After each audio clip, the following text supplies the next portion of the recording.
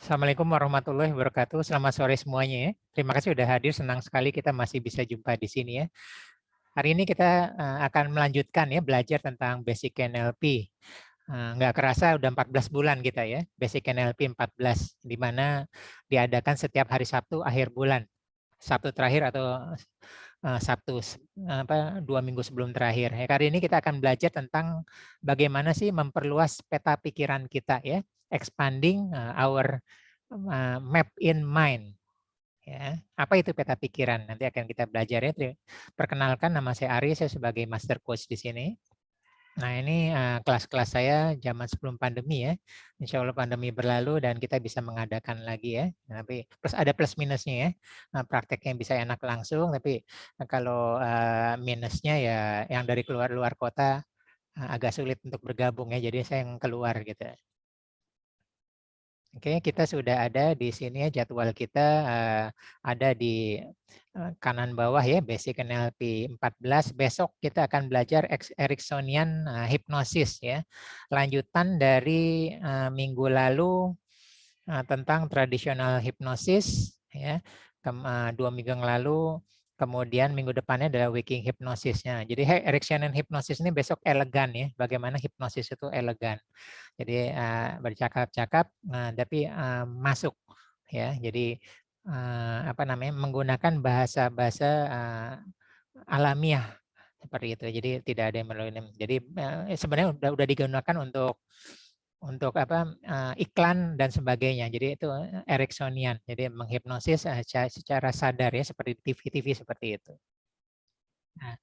Nah, sekarang kita mulai ya. Nah, jadi NLP itu adalah ilmu yang mempelajari cara kerja pikiran manusia. Ya, jadi terdiri dari 3 kata: neuro, apa yang kita pikirkan, ya. Apa yang kita pikirkan nanti akan menjadi apa yang kita ucapkan, linguistik. Dan sebaiknya apa yang kita ucapkan bisa menjadi mempengaruhi pikiran kita. Jadi hati-hati dengan apa yang kita ucapkan. Selain bisa menjadi doa, bisa mempengaruhi pikiran kita sendiri. Ya, dan programming adalah perilaku. Ya, kita sekarang saat ini adalah akibat pemrograman kita dari masa lalu. Ya, jadi masa lalu itu berdampak pada kita saat ini. Kita saat ini adalah produk kita masa lalu. Nah, bagaimana masa depan kita?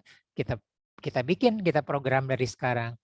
Gitu ya, begitu simpelnya. Nah, salah satunya adalah kita mengekspand ya pikiran kita. Kita memperluas, jangan sempit. Wawasan kita jangan sempit. Nggak bisa kemana-mana, nggak banyak pilihan. Wawasan kita harus kita perluas. Banyaklah belajar, ya, banyaklah menuntut ilmu, banyaklah berpengalaman. Nah, jangan takut untuk menjalani, melakukan hal-hal yang baru. Harus dicoba hal-hal baru, gitu ya. Jadi harus. Nah, itu juga dalam rangka ini. Jadi mindset kita pun harus berkembang ya, growth mindset. Nah, map is not the territory. Nah, jadi di sebelah kiri adalah dunia sesungguhnya, ya. Bola dunia tuh lengkapnya, ada laut, ada daratan, ada hutan, ada atmosfer, ya, ada hewan-hewan, tumbuhan bermiliar-miliar ada di sana, ya. Nah, kemudian masuk ke pikiran manusia disaring, yaitu ada filter, distortion, dan dilation, ya. Kenapa harus ada saringan ini? Kalau enggak pikiran kita overload, penuh, gitu ya. Apa-apa masuk ke dalam pikiran, enggak penuh. Maka itu disaring. Ya. Saringan ini adalah terbentuk dari perjalanan hidup kita, ya, dan norma-norma yang kita pelajari, baik norma agama, adat istiadat, gitu ya. Jadi misalnya kalau yang yang haram tidak boleh kita lewati, di cancel. Nah, seperti itu. Nah, itu pelajaran. Tapi kalau tidak mengenal hal haram itu lewat, boleh. Nah, itu mempengaruhi keputusan kita. Nanti akan kita pelajari di sini ya. Itu mempengaruhi keputusan kita. Jadi kita perlu wawasan seluas-luasnya, belajar sejauh-jauhnya, gitu ya. Nah, lucunya adalah, jadi tadi ya, neuro dan linguistik. Linguistik itu adalah terbentuk dari apa yang kita pikirkan. Ya. Bahasa menunjukkan kasta. Nah, jadi lihat. Ya, kita bisa melihat orang dari ucapannya. Ya, kalau ucapannya maki-maki kebun binatang, itulah dia. itulah cara berpikir dia, ya. Kalau ucapannya halus, ya, tertata, ya, kan kasta, ya, seperti misalnya ningrat. Nah, itulah level dia ada di sana, ya, seperti itu. Jadi bahasa menunjukkan kasta. Jadi mirip seperti kalau kita menuangkan, kita tidak tahu teko itu isinya kopi atau teh, baru tahu setelah dituangkan ke dalam cangkir, ya. Begitu, oh ini kopi, berarti di dalam teko itu adalah kopi. Nah, begitu juga kita tidak tahu pikiran seseorang, baru tahu setelah dia berucap. Jadi hati-hati ya, kalau kita menguasai ilmu NLP, dari cara berucap aja kita sudah bisa baca dia seperti apa. Namanya juga Neuro Linguistic Programming, linguistiknya ini.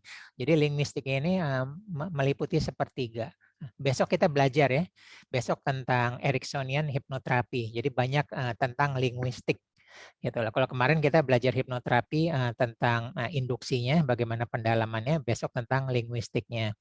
Ya, nah, lucunya adalah begitu kita change the map, tiba-tiba dunia di luar sana berubah.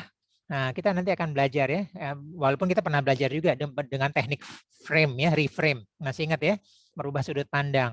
Nah, dari sudut pandang kesulitan, ternyata ada kemudahan ya, final usisro, inamal usrisro. Ya, dari sudut pandang negatif ke positif ya, sudut pandang rintangan menjadi tantangan. Nah, gitu ya, itu kemampuan. Tapi kalau wawasan ini tidak luas, tidak bisa melihat dari sudut pandang yang lain. Nah, makanya di sini arahnya kita nanti expanding the map di pikiran kita, ya. Nah, NLP juga mempelajari bagaimana cara kerja pikiran sadar dan pikiran bawah sadar. Karena ternyata pikiran bawah sadar itu mempengaruhi 80% sampai 90% pikiran kita dan perilaku kita dan nasib kita saat ini. Ya, kalau kita malas orangnya, ya kita menunda-nunda, ya kita marah-marah, perilaku kita seperti apa, itu adalah hasil pemrograman kita dari masa lalu, ya, dari lingkungan kita, dari pembelajaran apa-apa yang seperti itu, gitu ya. Nah sekarang, kita belajar yang masuk ke pikiran kita dari mana? Dari panca indera kita, apa yang kita lihat. Ya, apa yang kita lihat kita pelajarin. Ya, oh itu bentuknya gitu, warnanya seperti itu. Ini indah gitu ya. Ini kita perbandingkan. Nah, itu visual ya. Lalu apa yang kita dengar? Ya. Suaranya seperti ini, ucapannya seperti ini ya. Nah, itu juga mempengaruhi kita. Sugesti-sugesti orang, ucapan-ucapan juga mempengaruhi kita, hati-hati. Ya, apa yang kita dengar. Ya. Kemudian rasa kita kinestetik ya.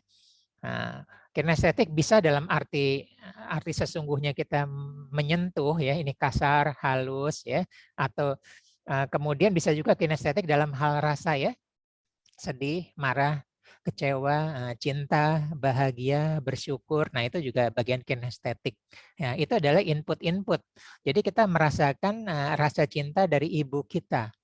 Gitu, ibu saya ya merasakan itu dari cintanya aja udah kerasa ya, dari hatinya, dari jantungnya, dari pelukannya kita rasa. Nah, itu kinestetik. Nah, ada juga dari indera penciuman ya, hidung kita masuk ya. Oh ini apa namanya, baunya hangus ya, baunya harum dan sebagainya. Ada lagi dan indera pengecap ya, indera pengecap pedas, manis, asam dan sebagainya ya. Nah, jadi sebenarnya yang kok ini semuanya jadi indera perasa ya. Jadi dalam NLP ada yang bilang 3 aja, VAK, Visual Auditory Kinesthetic, ada juga yang bilang 5.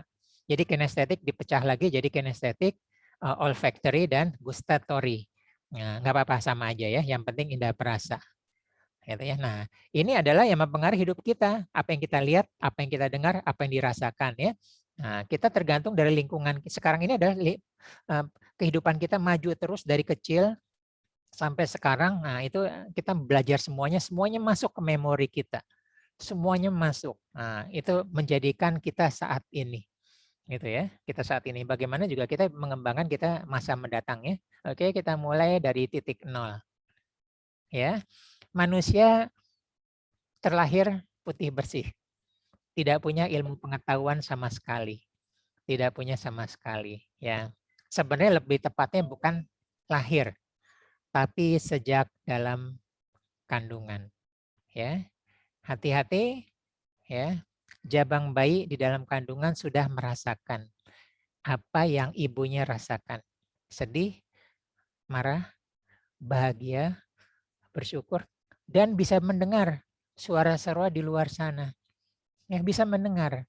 Ya, ada teknik hipnoterapi disebut dengan past life ya, mundur ke masa lalu, bisa dalam kandungan itu bisa keluar nanti dari ucapannya waktu dia mendengar ucapan-ucapan ayahnya waktu di dalam kandungan, itu disebut dengan past life hipnoterapi. Jadi menunjukkan bahwa sebenarnya memori itu mulai dari sejak kandungan gitu ya. Nah, jadi boleh ya, kita boleh titik nolnya dari ini, tapi bahasa harfiahnya adalah kita sejak dari lahir. Jadi kertas putih bersih, ya.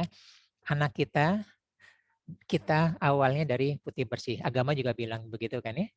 Manusia terakhir putih bersih. Orang tuanya yang seperti itu. Nah, kita maju lagi, ya. Oke, nah mulai merasakan kasih sayang kedua orang tua ya. Cinta kasih, belayan, ada suaranya yang menenangkan. Kalau menangis ada yang menenangkan, dekapan yang menenteramkan. Ya, jika lapar terpenuhin ya asinya, gitu ya. Nah itu dia tahu ya, tenang ya. Begitu ada suara yang menakutkan ya, suara kucing, suara petir apa-apa, ibunya menenangkan. Nah dia mempelajari bayi itu mempelajari dari tadi ya, fakok ya, visual, apa yang dia lihat ya, walaupun awal-awalnya dia tidak melihat ya, dia dengarkan. Nah, yang lebih dominan sebenarnya perasaan ya. Jadi perasaan itu 60% rasa indera perasa itu ya. Seperti itu. Ya, jadi mulai. Nah, ini adalah pembelajaran pertama, dekat dengan ibunya ya, merasakan sentuhan, menenangkan, dekapan dan sebagainya ucapannya gitu ya. Nah, mulailah lebih berkembang lagi, mengenal anggota keluarga lainnya ya. Ya, semua dikenal tapi tadi tetap paling dekat ibunya ya, karena keseharian menyusui, mendekap apa-apa ya, mulai kenal bapaknya, kakaknya, adiknya, lingkungan rumahnya ya. Mulai ceria, tenang ya, senda gurau ya, kompak, saling melindungi. Nah, itu ya udah berkembang lagi. Nah, manusia mulai belajar menjadi makhluk sosial ya. Mulai dari yang terkecil adalah keluarga. Nah, jadi tadi kecerdasan emosional di sebelumnya kecerdasan emosional itu muncul ya bersama ibunya ya. Sekarang kecerdasan sosialnya mulai tumbuh sejak dia berkeluarga gitu ya. Tumbuh bagaimana berinteraksi dengan ayahnya, ibunya, kakaknya, adiknya ya, bagaimana ada konflik ya, manajemen konfliknya seperti apa, nanti menghadapi karakter-karakter yang berbeda ya. Mulailah kecerdasan kecerdasan sosialnya mulai bertambah gitu ya. Kecerdasan pikirannya belum ya, belakangan ya, dari ini dulu ya, gitu loh. Nah, kemudian ini mulai ya, mulai mulai mengeksplorasi, mengembara tapi seisi rumah ya, daerah aman. Nah, saya tulis daerah aman ya, gitu loh. Jadi kecerdasan intelijensia udah mulai muncul ya. Nah, ini bentuknya seperti ini, dia belajar ya, ke sana kemari, dia sudah menghafal ruangan ya, bisa ke sana, bisa belok, posisi di sana, itu kecerdasan intelijensia sudah mulai ada ya. Cara membuka pintu, cara menutup pintu ya. Nah, terus tidur di atas bantal. Dan seperti itu pengajarannya. Terus dia melihat kedua orang tuanya berdoa, sholat dan sebagainya, menyiram, makan, semua dia ikutin ya, ke taman, menyiram dan sebagainya, ada kolam ikan. Nah, jadi itu mulai ya. Jadi kecerdasan intelijensia mulai ya. Kalau dia mengikuti kedua orang tuanya tadi ya, kedua orang tuanya misalnya sholat berjamaah, atau kalau ini itu mulai ada kecerdasan spiritualnya mulai naik gitu ya. Nah, habis itu mulai dia keluar rumah ya, mulai ada tetangga-tetangga. Nah, ini tulisannya setengah aman, setengah nyaman. Ya, kan sering tuh tetangga kita atau anak tetangga yang bikin tidak nyaman bagi anak kita, sering, atau tidak aman. Namanya juga anak-anak ya, main tabok aja gitu. Tanpa perasaan bisa jadi ya. Nah, dia mulai kecerdasan sosialnya mulai meningkat ya. Emosinya juga mulai diaduk-aduk, mulai kenal, mulai bereksplorasi di luar lingkungan zona amannya gitu ya. Jadi makanya disebut masih setengah aman setengah nyaman karena masih kompleks ya, masih terpantau oleh tetangga. Lihat bagaimana prosesnya pikiran kita berkembang secara bertahap ya, dan masih dalam pengawasan. Nah, jadi kecerdasan juga seperti ini ya. Oh, tadi kecerdasan bahasa juga saya lupa ya. Nah, di sini adalah sampai dengan itu sampai dengan 4 tahun, ada yang bilang 7 tahun, itu adalah masa emas kecerdasan bahasa ya. Masa emas, kecerdasan verbal, linguistik ya. Nah, kemarin baru kita pelajarin ya di kelas kecerdasan majemuk ya. Nah, mulai sekolah yang beneran. Pendidikan formal yang terstruktur ya. Pola pikir mulai berubah ya, mulai meningkat. Wawasan mulai berkembang jauh ya. Mulai banyak teman-teman yang rumahnya jauh berkumpul di sini gitu ya, di satu sekolah yang sama. Ini kita ngomong masih zaman sebelum pandemi ya. Gitu ya. Kalau sekarang semuanya sudah ini ya. Jadi kecerdasan kinestetiknya nggak dapet ya. Kalau kita anak-anak kita berkumpul dengan teman-teman, ada kecerdasan kinestetik ya, merasa, memegang bola, bermain-main, berpegangan tangan dengan temannya, bermain ayunan gitu ya, dan sebagainya. Dari PAUD ya, SD, SMP, SMA, dan akhirnya kuliah. Nah, setiap tingkatan ini pola pikirnya berbeda ya. Lulusan SD akan berbeda pola pikirnya dengan lulusan SMA dan sebagainya. SMA dengan S1 beda. S1 dengan S2 tetap beda pola pikirnya ya. Karena ada perbedaan pembangunan pola struktur secara terstruktur. Nah, disinilah mulai kecerdasan intelijensia diasah ya. Diasah, kemudian ada kecerdasan lainnya, kecerdasan akademis yang lebih tepat ya, kemarin baru dibahas di kecerdasan majemuk. Jadi lebih tepatnya dari kecerdasan intelijen ada kecerdasan akademis. Ya. Jadi bisa jadi seseorang itu IQ biasa-biasa aja, tapi nanti karena jurusannya tepat dia cum laude di sana. Nah, jadi cocok ya kecerdasan akademisnya. Gitu ya. Mulai bekerja, mulai berumah tangga. Ada satu hal yang ditekankan ya. Mulai belajar komitmen dan mulai bertanggung jawab. Ya, jadi inilah kehidupan yang sesungguhnya ya, dalam kemandirian. Nah, ini udah mulai lagi ya. Mulai lagi pikiran kita berkembang, wawasan kita lebih luas ya. Komunikasi, kemudian ada skill-skill yang dibutuhkan oleh pekerjaan. Mungkin juga ada training-training dari perusahaan ya, formal atau informal dan sebagainya. Nah, terus kita juga menjadi orang tua kan nggak ada sekolahnya kan. Nah, seperti itu kita pelajaran langsung dari lapangan. Ya walaupun secara NLP ada ya, ada guide-nya, coach sebagai orang tua.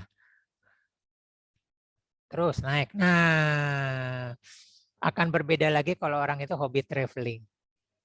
Jalan-jalan lah. Ya minimal dalam negeri ya. Kita tahu di luar pulau sana ada apa, di luar kota kita ada apa. Jadi nggak hanya di luar tetangga kita, di luar sekolah ya. Di negara lain ada apa. Ya, bagaimana sosial budayanya, kultur budaya yang berbeda. Ada ilmu baru, ya, ada pemahaman baru, cara komunikasi yang baru, cara dan sebagainya. Ya, wawasan kita jadi lebih luas lagi. Ya, tentang hidup jauh lebih berkembang, gitu ya.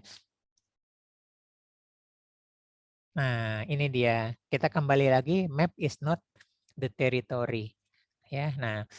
Jadi karena filter, distortion dan deletion ini mulai berubah. Ya, yang tadinya saringan kita lewatin, ternyata kita saringan ini boleh saya lewatin, ini boleh tidak. Jadi saringan itu bisa berubah, distorsi bisa berubah, filter bisa berubah, dan apa yang di dalam pikiran kita mulai lengkap, ya, mulai banyak. Ya, lihat gambar yang di kanan, ya, kanan bawah. Ya, nah, kalau map itu sederhana sekali, dari tampak atas jalannya lurus ya, tapi kenyataannya nggak lurus, itu bergelombang, naik turun. Gitu ya. Google Map itu tidak lengkap, disederhanakan ya. Kalau tidak disederhanakan habis kuota kita, lelet internet kita. ya, karena semua informasi ada, pohon ada, ya, jalan berlubang ada, portal ada, tukang tambal ban di mana, ya, warung teh botol di mana, ya, semua ada lengkap. Tapi enggak. Nah, jadilah, yang itu jadi filter. Emang cara kerja pikiran begitu, dia filter, ya, dia filter mana yang boleh, mana yang tidak. Nah, tapi kita pernah belajar hukum repetisi, ya, namanya filter. Kalau diulang-ulang masuk juga, ya. Kalau diulang-ulang masuk. Karena secara pengulangan pikiran bawah sadar kalau diulang-ulang dianggap jadi kebenaran yang baru, ya, post-truth. Ya, sesuatu yang diulang-ulang walaupun salah dianggap jadi benar. Jadi hati-hati kalau lingkungan kita, ya, kalau lingkungan kita tidak baik, kita sudah bertahan sedemikian rupa dan mempengaruhi kita, bangunan keluarga kita, hijrah lah, gitu ya. Nabi aja pada satu titik hijrah, gitu, apalagi kita. Ya, jadi seperti itu, ya. Jadi map itu tidak. Map itu hanya penyederhanaan, ya. Data apa yang akan dikumpulkan, gitu. Ini adalah cara kerja pikiran. Tapi nanti kalau di sini ada yang main di IT enggak, nanti ada big data sama data science, itu rakus, ya. Semua data kita diambil. Itulah. Nah, itu udah bukan cara kerja pikiran lagi, itu cara kerja superkomputer. Oke, nah sekarang kita mulai nih. Kita perlu wawasan yang luas, ya, melebar ke samping, ya. Tapi dalam hal tertentu kita perlu pemahaman yang dalam. Ambillah spesialisasi, gitu ya. Ini saya ngambil contoh aja. Ini harus contoh, padahal masih ada 1000 atau sejuta, ya, gitu loh. Kalau orang belajar tentang kesehatan, kedokteran, ya, maka wawasan dia akan lebih kuat di sana, ya. Lebih sadar tentang kesehatannya. Teknik, ya, teknik banyak sekali, seni budaya, agama, pertanian, pangan, sosiologi, antropologi, dan sebagainya, politik, hukum, ya. Jadi berbeda seseorang kalau ngerti hukum sama enggak, ya. Berbeda seseorang kalau ngerti agama sama enggak, hati-hati, ya. Gitu loh. Berbeda orang yang menguasai ilmu psikologi sama enggak, ya, main hajar bleh aja, ya.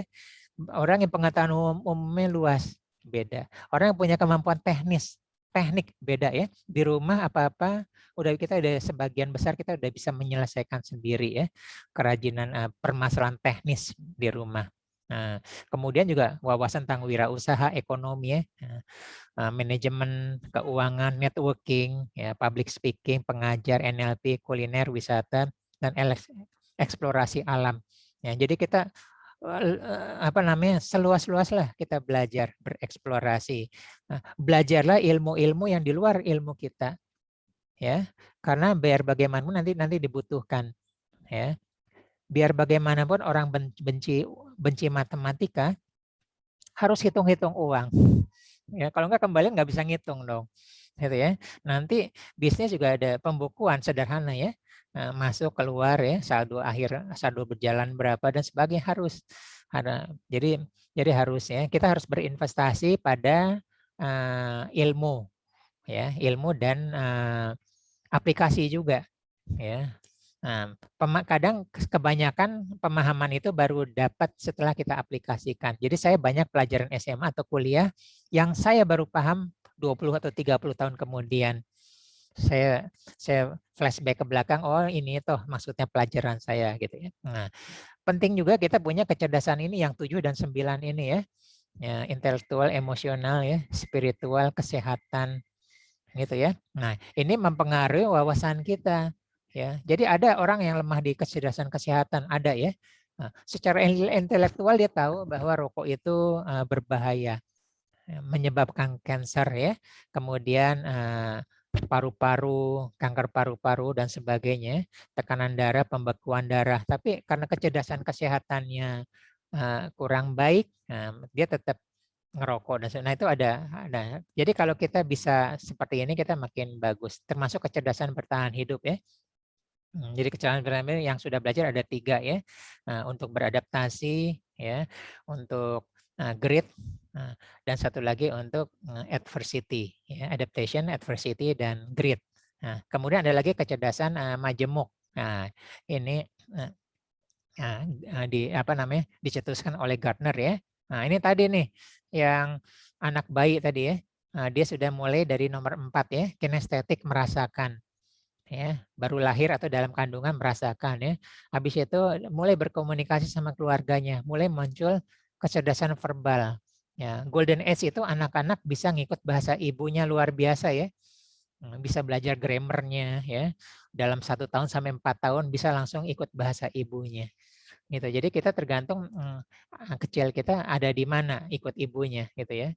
Kalau kita ada di London mungkin kita bahasa Inggris seperti itu.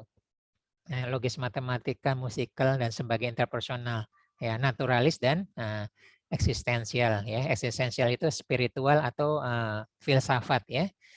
Nah, itu. Tadi naturalis ini waktu kita misalnya waktu kita belajar apa namanya? Tadi gambar waktu kita berkebun ya. Ada kucing. Nah, itu anak kita mulai belajar kecerdasan naturalis ya. Nah, yang hati-hati yang nomor 6 ya. Nomor 7 tadi kecerdasan sosial ya. Nah, kecerdasan interpersonal itu kadang-kadang kita tidak jujur sama diri kita sendiri. Nah, intrapersonal ya. Jadi kita tidak mengenal diri kita sendiri. Nah, ini problem ya. Bahaya sekali ya. Gagal kita mengenal diri kita, gagal menemukan masalah, apalagi gagal mendapatkan potensinya. Nah, di sini perlu ahlinya. Kalau udah sampai situ ya, 6 aja nggak bisa ya, gitu loh. Dan seluruh yang lainnya jadi tidak terarah. Nah, jadi kita perlu wawasan yang luas dan pemahaman yang dalam. Belajarlah ya. Nah, jadi berinvestasi harus berani berinvestasi ya, berinvestasi untuk keliling dunia, berinvestasi untuk mulai berbisnis ya, untuk belajar ekonomi, belajar manajemen ya. Yang gratisan juga banyak, tapi jodoh-jodohan ya, jodoh-jodohan. Walaupun gratis, kalau tidak jodoh nggak hadir. Di sini walaupun gratis nggak hadir gitu ya. Oke. Tapi walaupun berbayar, kalau jodoh hadir masuk kelas. Nah, itu ilmu itu jodoh-jodohan. Itu contohnya. Ini benar ya. Pak Dodo di chat ya. Kurang piknik. Ya, kurang piknik gitu. Karena piknik itu membuka wawasan kita akan ada dunia di luar sana. Ada peradaban di luar sana. Ya, ada teknologi di luar sana, ada adat istiadat di luar sana ya. Di mana bumi dipijak, di situ langit dijunjung dan sebagainya. Itu dia seperti itu. Anak sekarang kurang kuat di peribahasa ya, padahal peribahasa itu pelajaran adab. Ya, pelajaran adab, dan adab itu sebelum ilmu. Ya, kata Imam Ghazali, adab dulu baru ilmu. Karena ilmu itu enggak terkendali, ya, bisa dipakai untuk apa aja ya. Statistik bisa dipakai digoreng oleh ahli statistik ya, untuk apa namanya hasil survei apa ya dan sebagainya. Ahli ekonomi bisa menggoreng, makanya perlu adab di depannya sebelum belajar. Jadi adab mendahului ilmu gitu ya. Nah, inilah ya. Jadi mulailah di sini ya. Inilah sebagai pilihan ya. Maaf ada tulisan saya salah copy ya. Meningkatkan reframe melihat dari berbagai sudut pandang yang berbeda. Nah, jadi di sini adalah apa namanya? Makin banyak kemampuan kita, makin banyak melihat reframe. Gitu ya. Nah, jadi contoh ya, kalau orang mempunyai kemampuan manajemen, cara berpikirnya beda. Cara berpindahnya beda, manajemennya bagus, rapih jadinya. Ya. Kalau dia punya keahlian dalam keuangan, bagus, cash flow-nya bagus ya. Mencari sampai sumber-sumber finansialnya bagaimana gitu ya. Nah, kemudian juga dia punya teknik, ada landasan tekniknya, strukturnya ya. Apalagi dia ngerti ya hukum. Nah, gitu lah. Jadi dia menjalankan bisnis atau melakukan sesuatu yang tidak menabrak hukum. Nah, yang paling penting kan agama gitu ya.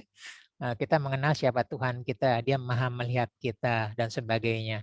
Gitu ya. Nah, kalau seperti itu pasti kita tertata apa yang kita lakukan dan sebagainya. Nah, ini Pak Dodo juga ya. Jadi keberhasilan hidup apakah dipengaruhi oleh pengalaman hidup yang dalamnya on the right track ya. Nah, bisa ya, bisa enggak ya. Gitu lah. Jadi sebenarnya apapun yang pernah kita pelajari ya, itu sebenarnya selalu ada dua sisi ya. bisa sisi positif, bisa sisi negatif. Ya. Kita punya harta bisa sisi negatif. Kita punya kemampuan ini, apakah kita mau bangga ya atau mau sombong atau kita mau rendah hati. Tapi kita punya ilmu itu, gitu ya. Nah, tergantung dari kita memanage diri kita. Makanya tadi kecerdasan intrapersonal kita penting. Ya, apakah ilmu yang saya punya ini bermanfaat bagi diri saya? Bermanfaat ke orang lain, keluarga saya, agama saya, masa depan saya, ya, masyarakat dan sebagainya, itu kan itu ya. Sebelum keluar kan kita bertanya dulu. Jadi selalu Pak Dodo di pertanyaan di chat ini adalah semua selalu bermata dua ya, bagai pisau atau pedang bermata dua ya. Api bisa membakar, bisa untuk memasak. Pisau bisa untuk menusuk, bisa untuk memotong ya, memotong daging dan sebagainya. Semua barang bermata dua gitu ya. Nah, CO2 ya kita lepaskan tapi berguna bagi tumbuhan ya sebagai inputnya untuk memasak dan sebagainya. Nah, jadi penting ya, penting ya. Jadi untuk anak kita ya, termasuk untuk diri kita berinvestasi lah ya, bereksplor lah sebanyak ya. Kalau bisa yang dia tidak sukai nggak apa-apa, belajarlah tahu yang ada di luar sana yang dia tidak sukai, ya. Toh lama-lama dia akan ketemu dengan itu, suka atau tidak suka dia akan pertemuan di dunia nyata ya. Nah kan zaman terus berubah ya, kita memerlukan sumber daya apa namanya, jadi kan zaman terus berubah ya. Sekarang kita dipaksa dengan COVID ini, teknologi 4.0 itu udah lama, internet itu udah lama ya. Cuman kita malas berubah dan akhirnya kita dipaksa oleh COVID harus berubah, semua harus online. Padahal online itu udah lama, website udah lama. Kita bisa belanja di ini udah lama, tapi semua dipaksa dan dunia berubah ya.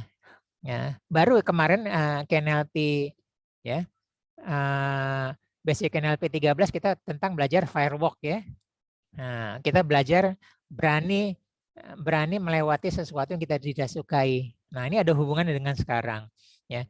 Basic NLP 12 tentang lihat YouTube saya ya, tentang reframe. Nah, jadi lihat saya mendesain Basic NLP ini smooth ya, semua selalu berhubungan.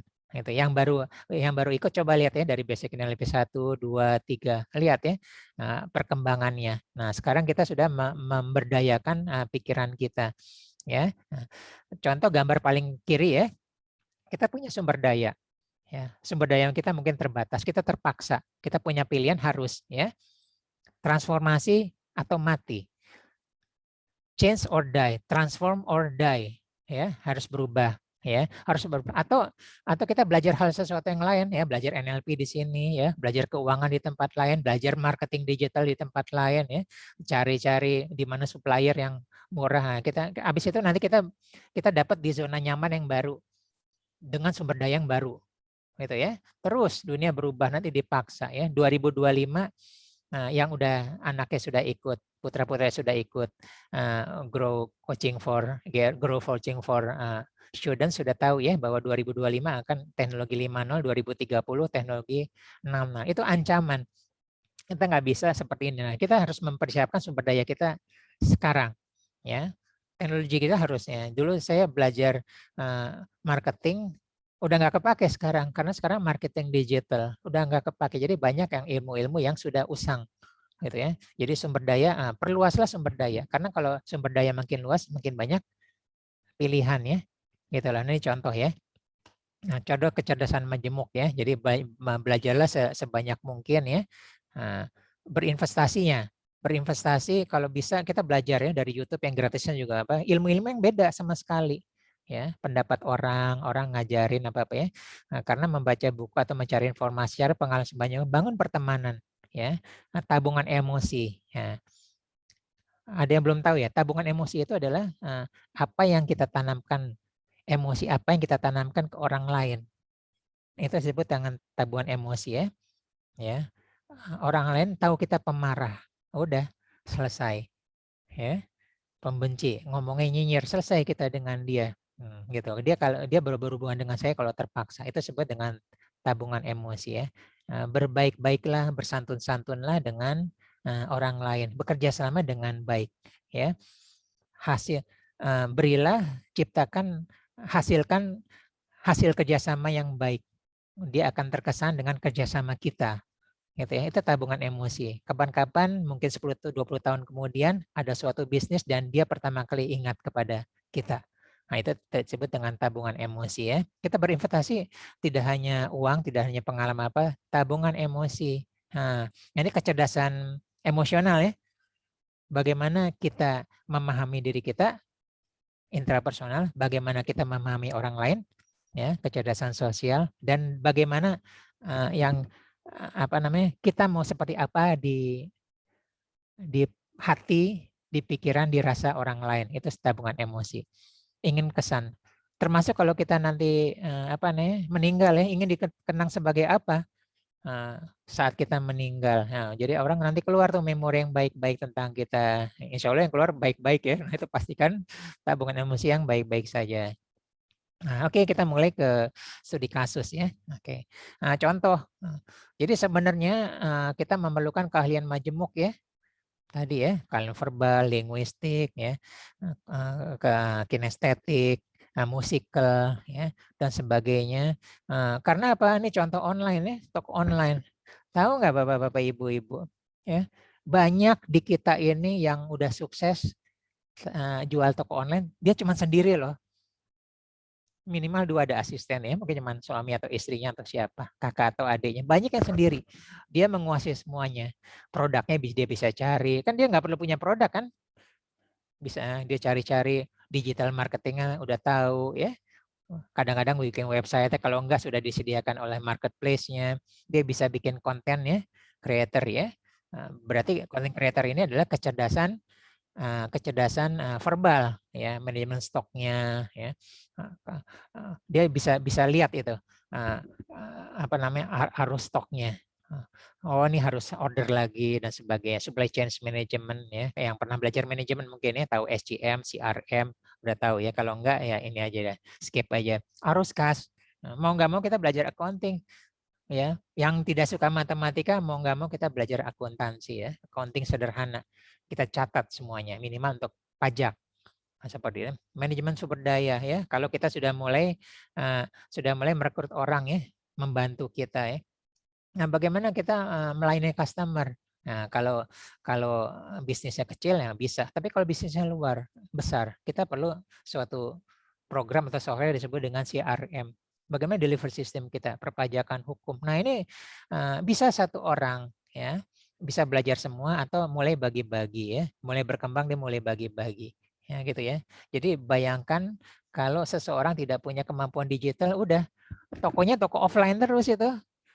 Yang udah online ya, dia sewa ruko ya, bayar SPG dan sebagainya. Orang udah ya, kan nggak ada sewa ruko lagi dan sebagainya.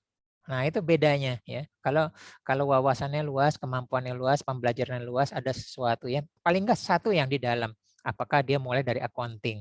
Boleh. Dia mulai penguasaan marketing, S1 marketing, boleh gitu ya. Atau dia HRD ya, ngambilnya yang dari manajemen sumber daya, boleh dan sebagainya. Nah, dari situ bisa berkembang dari yang dalam, tadi gambarnya kan, dalam, luas. Nah, boleh juga luas atau dalam. Ya. Nah, dari studi kasus tadi ya, bagaimana zaman berubah tapi sumber daya kita terbatas. Bingung, kita nggak bisa ngapa-ngapain ya. Kita cuma ngeluh ya, aduh toko saya sekarang sepi ya. Gini nih gara-gara COVID nih. Nah, gitu loh. Dia nggak bisa ngapa-ngapain. Gitu ya. Berpindah pun nggak berani. Ya, nyalain orang lain. Gitu ya, nyalain pemerintah, nyalain situasi, nyalain ini dan sebagainya. Gitu. Dia tidak ini pada dirinya sendiri ya. Dan dia tidak berorientasi pada ilmu ya, untuk keahlian yang mumpuni ya. Banyak kok yang gratisan. Tapi sekali lagi, walaupun gratis kalau nggak berjodoh, ya nggak berjodoh, nggak ketemu. Ya, tapi kalau berbayar kejar. Ya, walaupun berbayar tapi berjodoh ketemu. Dan dia akan belajar sesuatu yang ilmu eksklusif ya. Atau belajarnya nanggung ya, berburu ke padang datar, dapat rusa belang kaki, berbulu ke palang ajar, bagai bunga kembang tak jadi. Jadi kalau belajar tuh jangan nanggung-nanggung ya. Setengah-setengah ngerasa sudah paham. Enggak. Pemahaman itu adalah saat kita sudah mulai terjun ke lapangan, sudah mulai praktek. Kembali lagi lihat teorinya seperti itu ya. Jangan belajar dari Google aja ya, bisa salah ya, hoax atau pelajaran salah kita kita telan macam-macam. Nah, sekarang kan zamannya COVID ini banyak ke WA ya. Ini testimoni obat ini apa namanya ternyata sembuh ya. Yang lain ada sembuh juga dengan ramuan ini. Mana yang kita ini, mana semuanya kita beli gitu ya dan sebagainya. Oke, ini studi kasus kedua. Nah, diagram ini sering saya paparkan ya, diagram ini ya. Nah, jadi negative thinking. Nah, kalau kita salah negative thinking harus dirubah jadi positive thinking. Perlu konselor. Ya, perlu teknik konseling ya. Orangnya adalah bisa psikolog, bisa hipnoterapis ya. Nah, dia akan merubah dari negative thinking ke positive thinking. Selesai? Enggak. Nah, positive thinking itu hati-hati, bisa jadi racun positif atau disebut dengan toxic positivity. Harus lanjut ke logic thinking ya. Logic thinking habis itu ke solution thinking. Nah, kita contoh kasus ya. Oke, sekarang negative thinking ya. Pandemi COVID-19. Ada dong rasa khawatir, cemas, takut ya. Kayaknya mulai demam nih. Mulai khawatir. Aduh, termasuk saya ya, setiap seminggu, setiap hari ada teman dekat saya atau siapa yang saya kenal wafat ya. Gitu loh, seperti itu. Jadi nah ini bisa menambah rasa takut atau rasa khawatir. Negative thinking. Nah, itu mempengaruhi kesehatan kita dan akhirnya imunitas kita turun ya. Oke. Habis itu di WA ada bilangnya kita positive thinking aja, kita bikin senang-senang, kita bikin kan imunitas kita baik. Nah, gitu ya. Nah, jadi sebenarnya oke, bagaimana kita menyikapi berita-berita itu jadi berita bahwa itu berguna bagi saya ya. Oh, ini merah nih ya. Sudah kasus hariannya sudah 20.000 per hari gitu ya. Terus apa namanya? Oh, ternyata sekarang sejak bulan apa penyebarannya tidak melalui apa namanya? Ludah aja, tapi melalui udara gitu kan ya. Nah, udah berapa bulan terakhir kita tidak cukup menggunakan satu lapis masker, harus double. Nah, gitu kan itu kan ilmu baru terus ya. Nah, tergantung kita itu menjadi menakutkan atau menjadi waspada. Apakah berpikir positif aja cukup? Enggak. Jangan merasa imunitas naik terus saya bebas COVID. Enggak. Logical thinking-nya adalah vaksinasi. Ya. Vaksinasi ya, karena mulai belajar ya. Apakah setelah vaksinasi kebal terhadap COVID? Enggak. Ya, justru masuk kritisnya adalah waktu antara vaksinasi satu dengan kedua ya. Kalau kita pakai Sinovac itu hari ke-20 sampai hari ke-30 waktu kritis. Ya. Dan itu banyak orang nggak tahu. Orang ngerasa kebal ya, buka masker dekat-dekat dan sebagainya. Nah, jadi positive thinking dan logical thinking enggak selesai. Yang disebut kita harus solution thinking. Prokes ya. Jaga jarak ya. Masker, dan sekarang maskernya double ya, hindari kerumunan ya, makan sehat bergizi, tidur malam berkualitas ya. Siapa yang tidurnya jam 12 jam 1 malam? Enggak. Kita mulai jam 10 malam ya, olahraga, berjemur sinar matahari, vitamin D ya. Nah, vitamin D itu didapat ya nanti salah satunya dari matahari dan dia memerlukan lemak dan protein. Jadi saat ini jangan diet ya ibu-ibu ya. Karena untuk pembentukan vitamin D memerlukan lemak ya untuk prosesnya. Termasuk pikiran emosi dan tenang, waspada ya. Dan sebagainya. Jadi kita perlu seperti ini. Jadi solution thinking. Jadi positive thinking itu enggak ini ya. Karena emang kita harus jaga jarak gitu ya. Ini sampai kapanpun lihat ya, logical thinking vaksinasi ya. Dari 1 sampai entah angkanya 1000 atau 1 juta ada virus yang lolos ya, tidak mati dari vaksin kita dan dia bermutasi. Sekarang sudah ada puluhan mutasi ya, mutan dari COVID-19 ya. Termasuk yang terakhir adalah alpha, beta ya, alpha, beta, delta. Yang dari India itu delta. Ya, itu adalah yang lolos bisa bertahan hidup. Dan itu vaksin yang Sinovac udah nggak efektif lagi ya. Yang katanya sekarang Astra sama Pfizer. Itu terus seperti itu ya. Jadi walaupun udah divaksin atau enggak, prokes ya. untuk menghindari klaster keluarga, di rumah pakai masker ya. Saya sekeluarga di rumah pakai masker ya. Nah, gitu loh. Nah, anggap saja kita pembawa sehingga orang seperti itu. Ini studi kasus 2 ya. Nah, ini tadi saya bilang nih, ini grafiknya ya. Nah, justru setelah ini kan pengetahuan ya. Jadi sekitar hari ke-20 sampai hari ke-30 lagi rendah-rendahnya imunitas. Nggak heran banyak yang udah vaksin pertama kena, bahkan vaksin kedua ya. Gitu, rektor IPB baru yang kedua, gubernur Jawa Timur kena yang kedua ya setelah vaksin. Gitu ya. Intinya prokes. Gitu ya. Yang kasihan adalah kita harus hargai, harus hormatin tenaga medis. Mereka terpaksa tidak bisa prokes karena harus dekat dengan pasien. Kasihan mereka ya. Nah, kita doakan mereka ya untuk kesehatan ya, yang wafat. Nah, kita doakan untuk akhirat mereka ya. Jadi bagus ya. Nah, ini mulai 2 masker dan sebagainya. Nah, saya tidak punya data untuk yang Astra dan Pfizer, tapi intinya sama ya. Jadi hati-hati nanti ada imunitasnya turun. Nah, situ ada kritis kita. Kita tadi positive thinking ya, merasa imun sudah divaksin, tapi logical thinkingnya enggak. Imunnya lagi turun-turunnya. Logic thinkingnya imunnya lagi turun-turunnya. Jadi nggak bisa positive thinking itu nggak bisa selesai. Solution thinkingnya apa? Prokes, jaga jarak, ya, masker, ya, hindari kerumunan, ya. Kalau makan dengan orang lain, kita bilang gantian. Saya buka masker, situ tutup, ya. Situ buka, saya tutup, dan sebagainya gitu aja gitu loh. Ya, itu solution thinkingnya. Nah, ini juga contoh ya, self service dan sebagainya. Masker. Nah, ini ilmu pengetahuan. Nah, tergantung kita mensikapi ini sebagai ketakutan atau informasi yang berguna ya. Untuk waspada ya, bukan untuk tenang. Hati-hati dengan istilah tenang dan waspada ya. Bukan untuk tenang, untuk waspada. Sekarang kita waspada siaga 1 ya, bahkan lebih dari siaga 1, nyaris siaga 0 ya. Gitu loh. Karena zona merah ada di sekitar kita. Ini sudah diskusinya ya. Ya, siapa di sini yang anaknya tipenya ngebut tikungan terakhir ya, biasa aja ya, tapi ujian akhir, ujian nasional atau UTBK tiba-tiba bagus, gitu ya.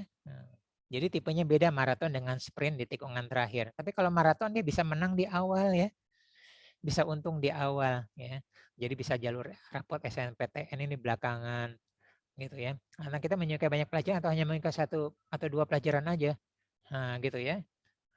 Enggak, saya sukanya matematika yang lain enggak mau. Nah, gitu loh. Artinya dia membatasi diri dia. Wawasannya akan sempit. Pilihnya akan semakin ini. Oke. Nah, kita sebagai orang tua, finansial kita gimana? Ya, untuk menyekolahkan. Ya. Nah, semakin kuat, semakin banyak kita punya pilihan untuk mereka. Ya. Gitu. Oke, keseharian kita membimbing anak kita gimana ya, sekolah, agama, adab ya. Keputusan apa kita ambil jika di anak kita atau kita ya tidak dibekali oleh kepastian agama yang kuat ya. Kemudian yang di sini banyak yang setiap minggu ikut kelas saya ya. Jadi banyak teknik hipnoterapi. Karena apa? Setiap orang cocok-cocokan ya. Satu teknik bisa, teknik lain nggak bisa ya. Kalau kita banyak menguasai teknik, kita bisa menggunakan teknik-teknik yang berbeda untuk orang lain ya, sesuai dengan kondisi pasien ya. Nah, kemudian di sini kita sudah pernah belajar ya sebagian tentang coach ya, bertanya ya, sehingga bisa menggali akar masalah yang tidak memiliki profesi. Profesi lain kan memberitahu ya, guru itu memberitahu, konselor memberitahu, konsultan memberitahu, mentor apalagi memberitahu, menyuruh mengikuti dia. Tapi coach enggak, coach itu bertanya. Nah itu unik ya, coach itu bertanya. Gitu ya. Nanti klien akan keluar semuanya. Kita sudah selesai. Silakan kalau ada pertanyaan.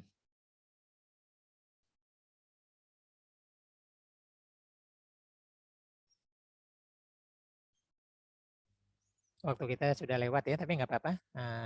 Pas ya 1 jam. Boleh 1, 2, 3, 5 pertanyaan. Silakan. Sorry Pak. Sore, ya. Ya, silakan. Untuk kecerdasan intrapersonal itu sama dengan konsep diri ya Pak ya. Cara pandang terhadap diri sendiri ya Pak. Paradigma. Iya, betul Ya, ya Pak. mirip, ya. Nah, jadi paradigma adalah bagaimana cara kita memandang diri kita sendiri, ya. Tapi itu belum paradigma belum jadi kecerdasan, Pak Oh. Probo. Belum jadi kecerdasan ya. Ini saya orangnya nih mudah menyerah ya. Kan belum sampai kecerdasan, itu baru tahap memandang paradigma. Ya. Iya. Kenapa ya? Saya kalau melakukan sesuatu gagal terus, itu paradigma, gitu ya. Tapi kalau kita sudah punya kecerdasan intrapersonal, ya kita bisa menggali itu, bertanya pada diri sendiri dan jawabannya jujur. Kan sulit kan di situ kan? Kita tidak jujur pada diri kita sendiri. Nah itu, begitu kita tidak jujur, maka kecerdasan intrapersonal kita rendah. Nah, jadi bisa aja kecerdasan interpersonal kita bagus ya, misalnya lainnya. Tapi begitu untuk dalam, enggak. Masalah sendiri kita gagal ya menemukan, gitu loh. Karena tidak jujur pas kita bertanya, menjawabnya tidak jujur. Nah Sering itu melatih asosiasi disosiasi ya Pak ya. betul. Betul ya, selain melatih asosiasi disosiasi dan semakin banyak ilmu juga yang kita pelajarin, gitu kan ya. Oke, keuangan saya gimana? Manajemen saya gimana? Emosi saya bagaimana? Ya, perilaku saya bagaimana? Ya, apa perilaku saya yang menyebabkan customer saya lari, gitu ya? Orang tidak suka, apalagi yang keluarga saya tidak suka. Nah, gitu kan. Itu kan semua pertanyaan-pertanyaan mau dijawab. Nah, semakin luas wawasan kita, maka pertanyaan kita lebih lengkap dari sudut pandang yang lebih banyak lagi. Kan reframe kan? Reframe itu kan semakin wawasan kita bisa lihat ya. Kalau kita tidak punya wawasan, kita sudut pandangnya masalah terus ya. Masalah terus ya. Tapi kalau kita sudah punya ilmu yang lain, nah, kita mulai ada solusinya ya. Kalau ilmu kita keuangan, cara pandang kita dari keuangan kan. Nah, ilmu kita NLP, ilmu terapi kita sudah cara pandangan dari pikiran ya. Saya punya ilmu dari hukum, saya cara pandang dari hukum. Nah, dari agama ya, saya punya cara pandang lain dari sudut agama ya, dari sudut ketuhanan. Nah, gitu loh. Indah sekali kalau kita banyak ya, banyak menguasai sehingga kita bisa lihat dari depan, belakang, kanan, kiri, miring ke kanan, miring ke kiri, atas, bawah, dan sebagainya banyak. Seperti itu. Termasuk yang Pak Prabowo bilang, disosiasi ya. Yang nggak tahu asosiasi disosiasi adalah asosiasi menjadi diri kita, disosiasi kita keluar dari tubuh kita. Jadi orang lain atau jadi kita dan dia melihat kita. Melihat segala kelebihan dan kekurangannya. Kelebihannya bisa jujur, kekurangannya nggak jujur. Nah, begitu bertanya dan menjawab jujur, mau memperbaiki strategi bagaimana, nah itu kecerdasan intrapersonalnya mulai diasah, gitu ya, mulai diasah, mulai muhasabah, mulai merenung pada diri sendiri. Yang cocok tuh malam ya, sebelum tidur sama bangun tidur. Yang cocok sebenarnya sebelum tidur ya, hari ini saya ngapain, apa hasilnya, gitu ya. Apa dampaknya, apa saya melakukan sesuatu hal yang tidak baik atau baik apa, gitu. Emang banyak orang paling lemah ada di intrapersonal, gitu ya, terus terang ya, seperti itu. Mungkin kita jujur ada yang cuma 0, ada yang cuma 10, ada yang cuma 30, 50. Nah, itu mulailah berkembang di seperti ini, gitu loh.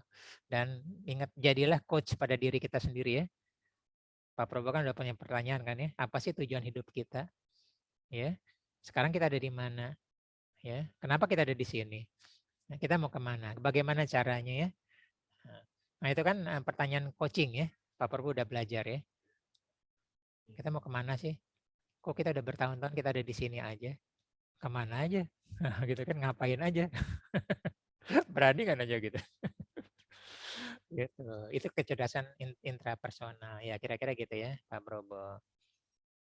Makasih ya Pak. Sama-sama Pak Prabowo. Yang lain silakan.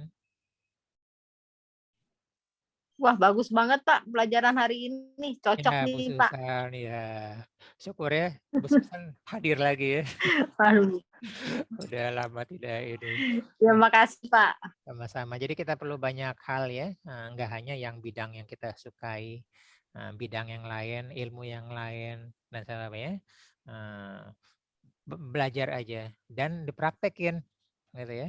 NLP itu kan ilmu tentang praktek kan. Gitu. Kalau kita udah bilang kesehatan, bilang mini habit, nggak jalan kaki juga, ya ada masalah dengan kecerdasan intelektual kita dan kecerdasan kesehatan kita dan kecerdasan kinestetik kita kan. Nggak jalan-jalan kita nggak gerak-gerak gitu. Gitu. Iya betul Pak. Ya, kecerdasan Dan kesehatan. kalau udah tahu kayak kecerdasan intelektual di jalan, berarti kita lakukan mini habitnya ya Pak. Iya. Kan keputusan apa yang mau dilakukan. Nah, maka itu kalau kita makin banyak wawasan, makin memperkaya kita untuk mengambil keputusan dan pilihan itu semakin banyak. Gitu kan, pilihan itu semakin banyak. Gitu kan, tadi saya bilang saya udah mengembangkan sampai ke logical, sampai solution thinking kan. Sementara orang baru sampai terpenjara di positive thinking kan. Motivator itu menjara orang di positive thinking, ya. Vibes, positive vibes only, berpikir positif. Yang saya nggak mau, yang negatifnya saya nggak mau. Seperti itu ya. Padahal negatif itu harus kita tahu ya sumber masalahnya apa. Gitu. Iya betul Pak. Gitu, Bu Susan ya. Yang penting solusinya. Nah, makin banyak wawasan, makin banyak pilihan kita untuk pintu solusi. Makin sedikit wawasan, sempit kita. Bahkan kita nggak punya solusi ya. Nggak bisa ngapa-ngapain, gitu ya. Nggak bisa ngapa-ngapain. Mau gini nggak tahu caranya. Karena dulu kita nggak pernah berimplementasi untuk belajar. Begitu saatnya jeder, udah orang lain sudah lari 5 km di depan kita. Nah, sekarang kita investasi untuk masa depan ya. Lawan kita nanti mesin cerdas ya 2025. Ya. Otonom. 2030 mesin cerdas, pembelajar dan non algoritma. Nah, seperti itu. Kita beritahu tuh ke anak-anak kita. Nah, kita beri wawasan seperti itu. Gitu ya, Bu Susan. Iya, Pak. Ya, terima kasih Bu Susan. Yang lain ada pertanyaan lagi? Terima kasih Pak Ari. Sama-sama.